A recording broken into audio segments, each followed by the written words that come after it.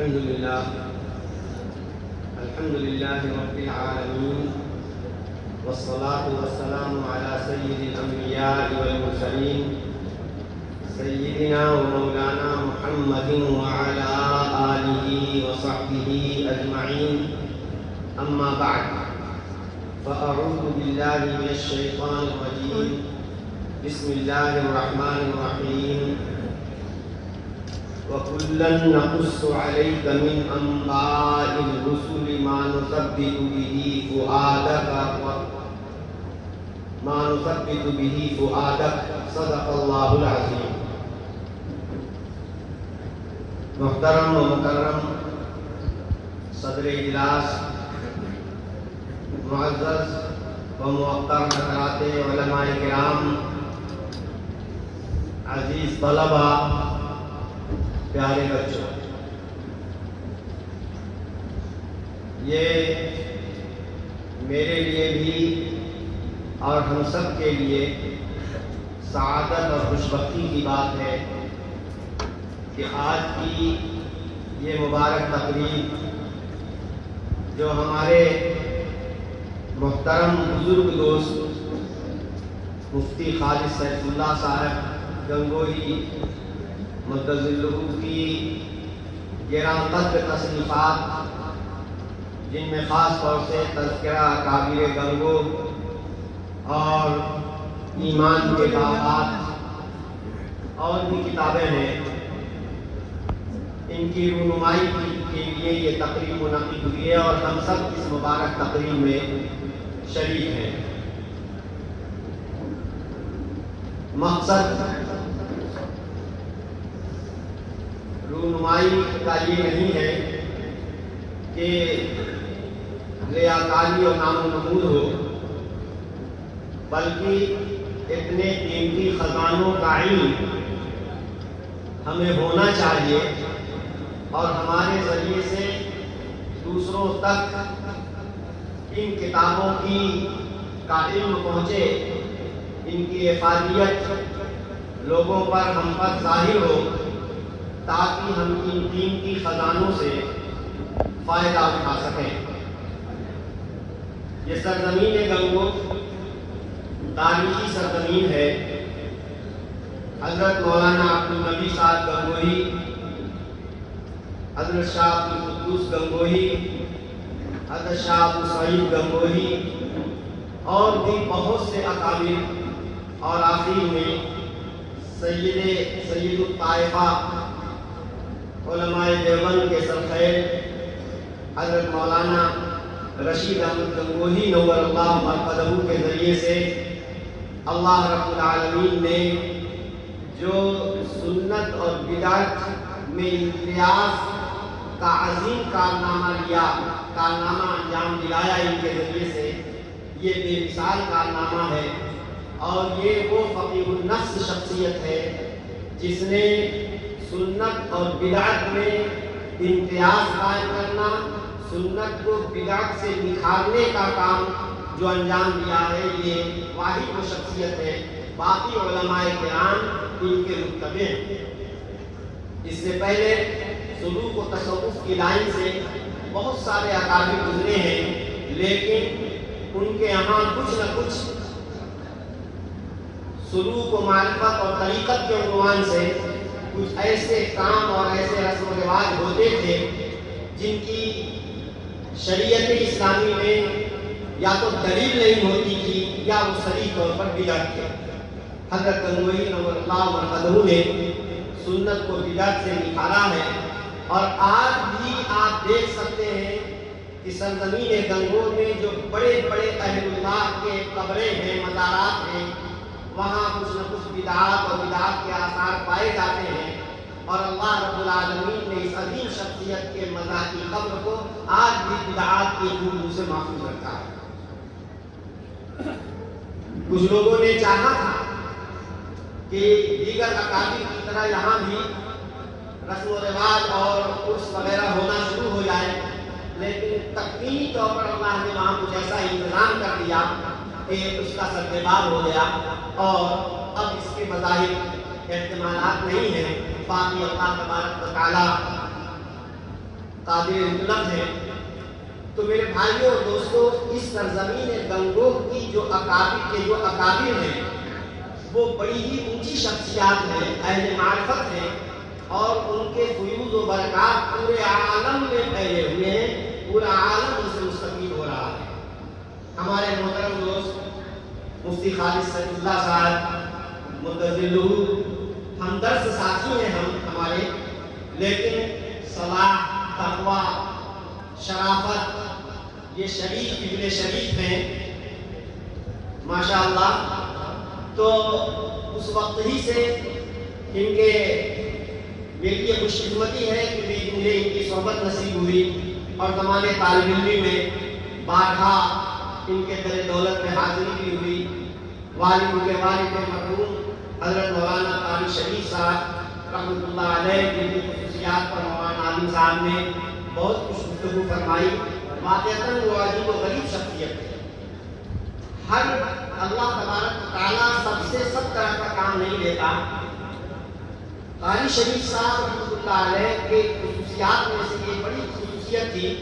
کہ وہ بالمؤمنین رؤوف الرحیم کی خاص نسبت ان کو ملی تھی کہ طلبہ، متعلمین،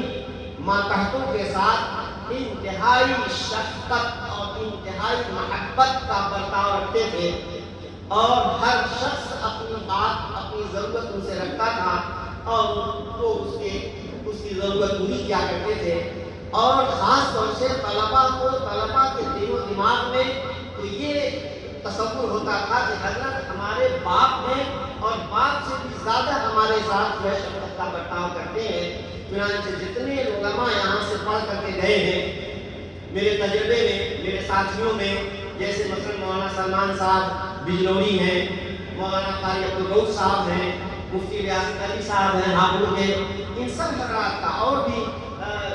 کشمیر کے کچھ علماء، ان سب حضرات کے ہی تصورات رہے ہیں، اور یہی ان کے تاثرات رہے ہیں کہ حضرت قاری شریف صاحب واقعتاً ایک باپ اپنی اولاد سے کیا محبت کرے گا جو قاری صاحب رحمۃ اللہ علیہ ان مہمانان رسول سے محبت کیا کرتے تھے، اپنی اولاد سے بڑھ کر کے ان کو چاہتے تھے۔ یہ حضرت ان بزرگوں کا تذکرہ کیوں ضروری ہے؟ حضرت شیخ زکریا رحمۃ اللہ علیہ ہمارے اکابر میں، جن کا ذکر حضرت مولانا عالم صاحب نے کیا، ان کی ایک آپ بیتی ہے، اور آپ بیتی کیا ہے؟ وہ تو جگ بیتی ہے۔ نام آپ بیتی ہے لیکن وہ جگ بیتی ہے۔ دین اسلام، عالم اسلام، ہندوستان کی تاریخ کے ساتھ ساتھ علم اور علماء کی تاریخ بھی اس کے اندر موجود ہے۔ اسی طریقے سے ایک طالب علم، مثالی طالب علم کیسے بنتا ہے، اس کے متعلق بہترین ہدایات موجود ہیں۔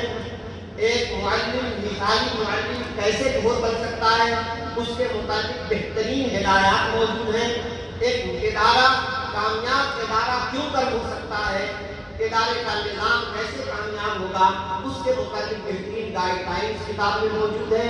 ایک سالک طریقت، سلوک کے منازل کیسے طے کریں، سلوک و معرفت کے تعلق سے بہترین رہنمائیاں موجود ہیں۔ تو یہ کتاب کو ایک انسائکلوپیڈیا کہیے، ایک 2 جلدوں کی کتاب، ایک موسوعہ کہہ سکتے ہیں آپ، بڑی عمدہ کتاب ہے۔ میں حضرات علماء سے، مدرسین سے، طلباء سے، سبھی حضرات سے یہ گزارش کروں گا کہ اس کتاب کا موقع ملنے پر مطالعہ کریں، اور اب آپ مطالعہ کریں گے، جو لوگ کیے ہوئے ہیں وہ جانتے ہیں کہ کتاب اٹھانے کے بعد اس کے اندر محبت پیدا ہوتی ہے کہ آدمی پڑھتا چلا جاتا ہے، گھنٹوں گزر جاتے ہیں، وقت کا احساس نہیں ہوتا۔ بڑی عجیب و غریب کتاب ہے۔ سہارنپور، مظفر نگر کی 6 جو زبان ہے، اس زبان میں حضرت نے یہ بات اپنی آبیتی لکھی ہے، وہ بڑی عجیب و غریب کتاب ہے۔ اکابر کے تذکرے کا جہاں ذکر آیا، اس میں شروع ہی کرتے ہیں اس شعر سے: چند تصویریں بتاں، چند حسینوں کے خطوط، چند تصویریں بتاں، چند حسینوں کے خطوط، بعد مرنے کے میرے گھر سے یہ سامان نکلا۔ آپ سوچئے صحیح، شیخ العرب والعجم ہے، شیخ الحدیث علی الاطلاق ہے، حضرت شیخ الاسلام مدنی رحمۃ اللہ علیہ نے مزاحاً کہا تھا کہ آپ کے لیے تو شیخ الحدیث کا عہدہ باقاعدہ تصنیف ہوا ہے. شیخ الحدیث علی الاطلاق جب بھی کہیں علمی دنیا میں پورے عالم میں شیخ الحدیث مطلق بولا جاتا ہے تو اس سے مراد حضرت مولانا زکریا صاحب کاملی نور اللہ مرحوم کی ذات گرامی ہوتی ہے. اور یہ اپنے شیخ الاسلام مدنی رحمۃ اللہ علیہ نے اشارہ کیا تھا کہ جب آخری سفر میں حضرت مولانا خلیل احمد صاحب رحمۃ اللہ علیہ حجاز مقدس تشریف لے گئے، وہاں پر موجود کی تکمیل ہوئی اور پھر اس کے بعد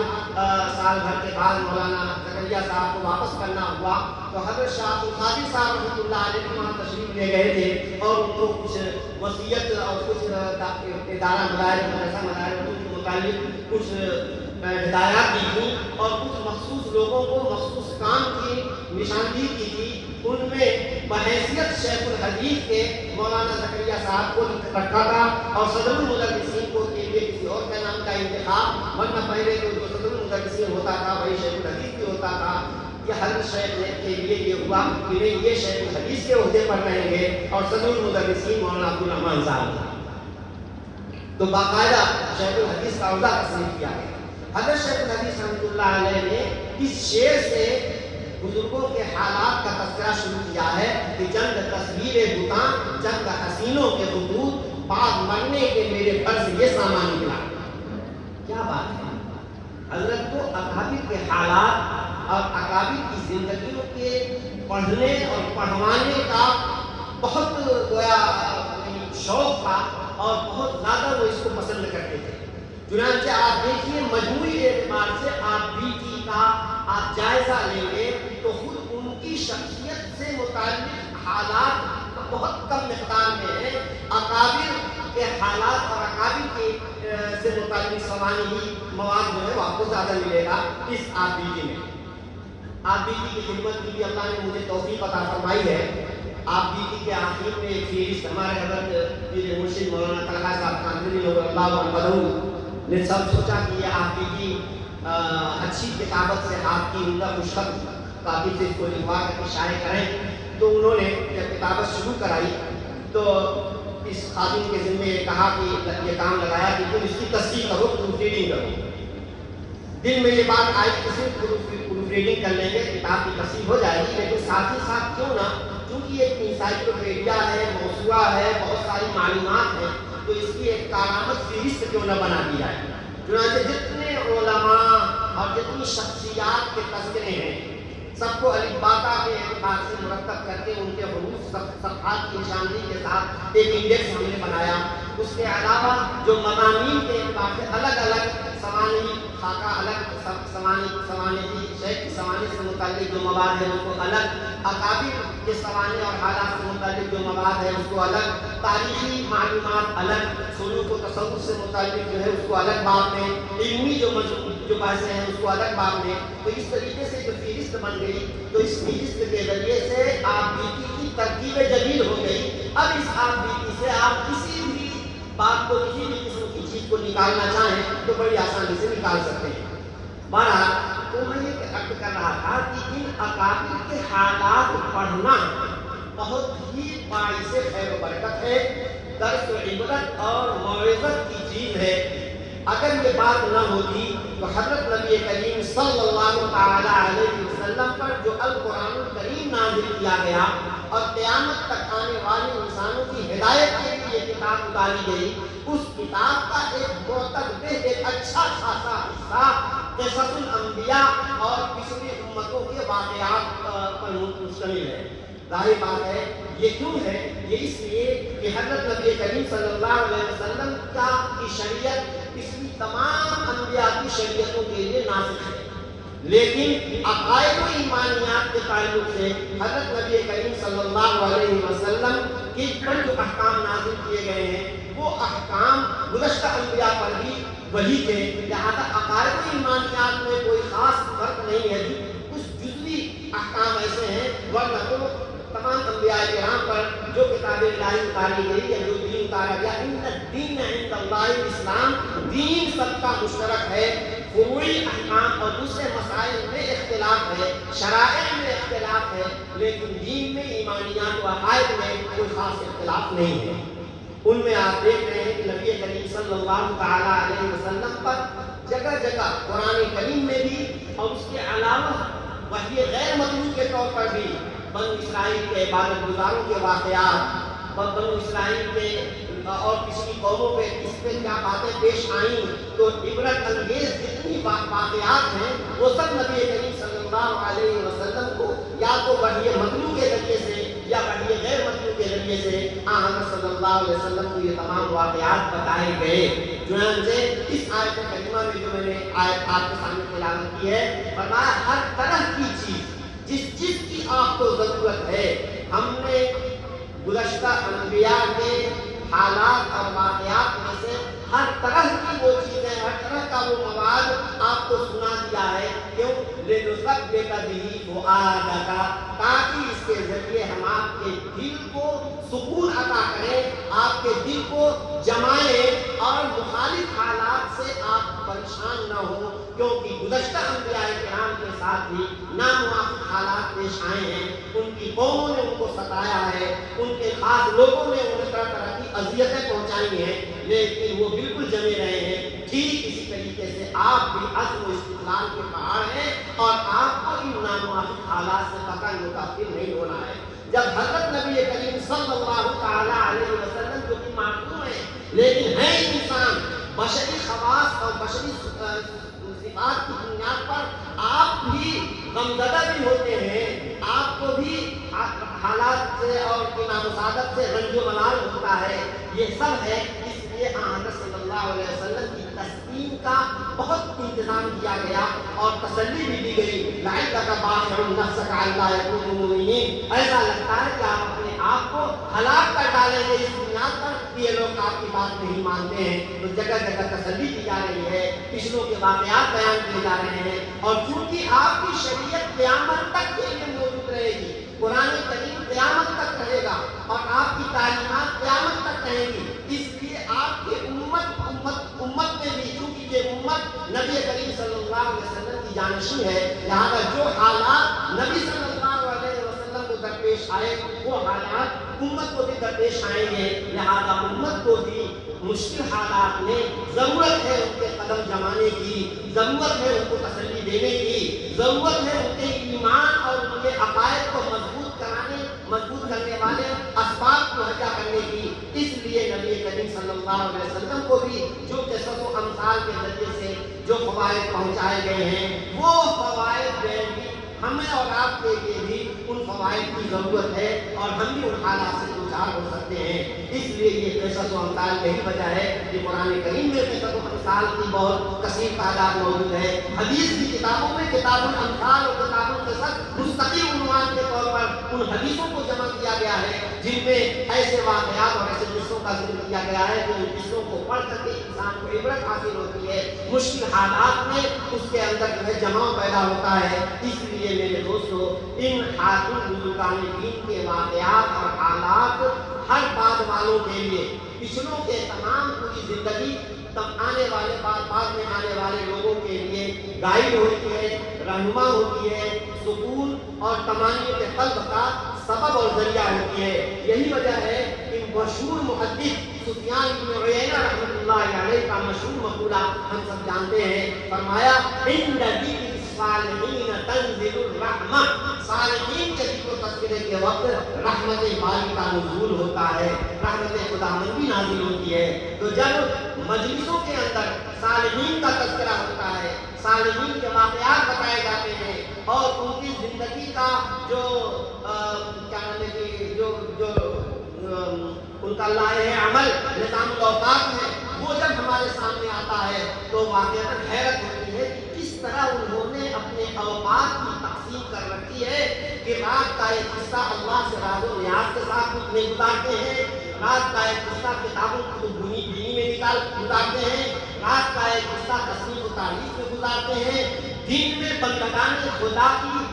اصلاح کے لیے تگ و دو کرتے ہیں، اور جا جا کر کے بندگان خدا کو دین کی تبلیغ کرتے ہیں، اور اسی طریقے سے جو تشنگان علم و معرفت دور دراز سے سفر کر کے آتے ہیں، استوصوا بھی خیرن پر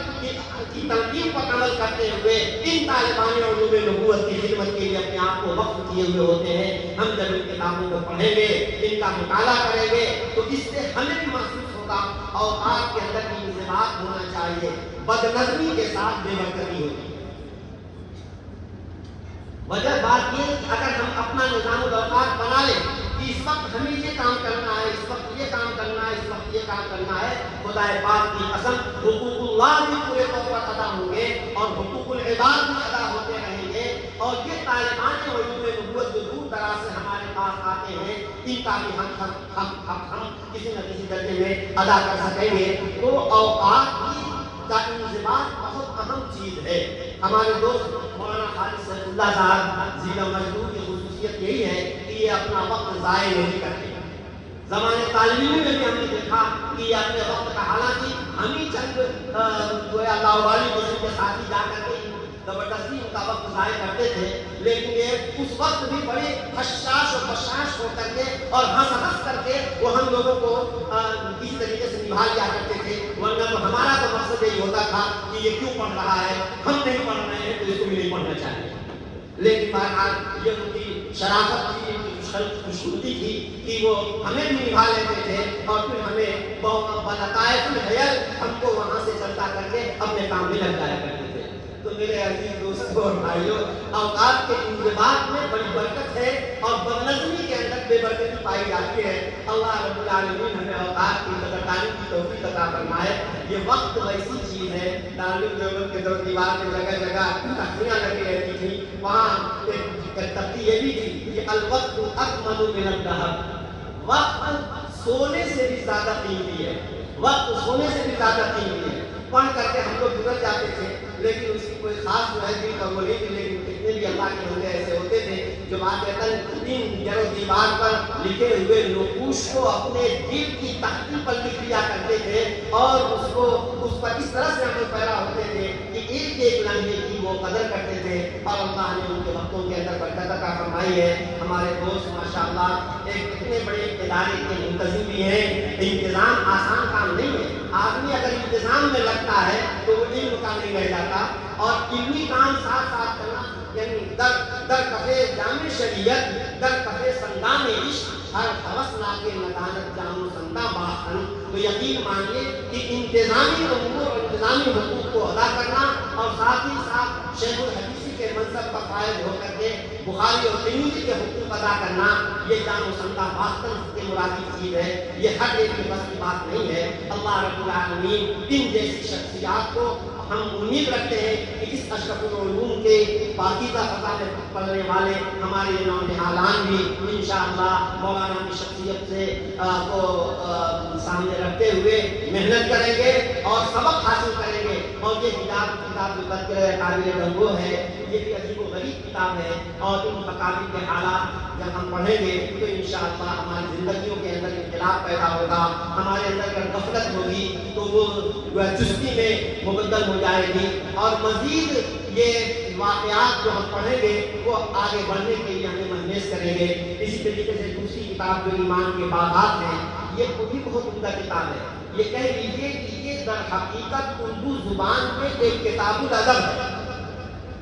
اردو زبان میں ایک کتاب الادب ہے، جیسے کہ امام بخاری رحمۃ اللہ علیہ کی کتاب الادب المفرد ہے۔ صحیح بخاری میں کتاب الادب موجود ہے، لیکن اس میں صرف صحیح حدیثیں انہوں نے جمع کی، جبکہ حدیث میں بہت سی حدیثیں جو امام بخاری کی شرط پر نہیں ہیں اور وہ قابل استدلال ہے۔ ایک اچھا خاصا ذخیرہ تھا امام بخاری رحمۃ اللہ علیہ کے علمی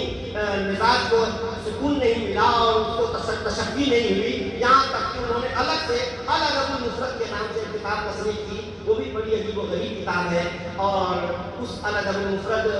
کی شرح مولانا نیاز محمد باقی رحمۃ اللہ علیہ نے کی تھی۔ اس ناچیز کو اس پر خدمت کرنے کا موقع ملا، اور پھر اس خدمت کے دوران دل کے اندر یہ دائرہ پیدا ہوا کہ امام بخاری رحمۃ اللہ علیہ نے ہم لوگوں کی زندگی بنانے کے لیے قرآن و حدیث کی نصوص اور ساتھ ساتھ سب سے زیادہ نبی کریم صلی اللہ علیہ وسلم کی احادیث کا جو اتنا دلآویز مرقع انہوں نے جمع کیا ہے، امام بخاری کے دیار میں جانا چاہیے۔ چنانچہ اس کتاب کی تصنیف مکمل ہونے کے بعد اللہ نے وہاں بھی پہنچایا۔ اس کے بعد حضرت مفتی صاحب بھی وہاں گئے تھے۔ مفتی صاحب وہاں گئے تو ظاہر ہے کہ یہ ماوراء النہر کا جو پورا علاقہ ہے وہ بہت ہی علمی زرخیز، پوری تاریخ اسلام کا تاج آپ کہہ سکتے ہیں، کیونکہ جتنی اہم بڑی کتابیں تاریخ اسلام میں تصنیف کی گئی ہیں وہ اسی علاقے کے علماء اور محدثین و فقہاء کی کتابیں ہیں۔ چنانچہ ہم فقہ کی کتابیں بھی اور حدیث کی کتابیں بھی یہ سب میں مرہون منت ہیں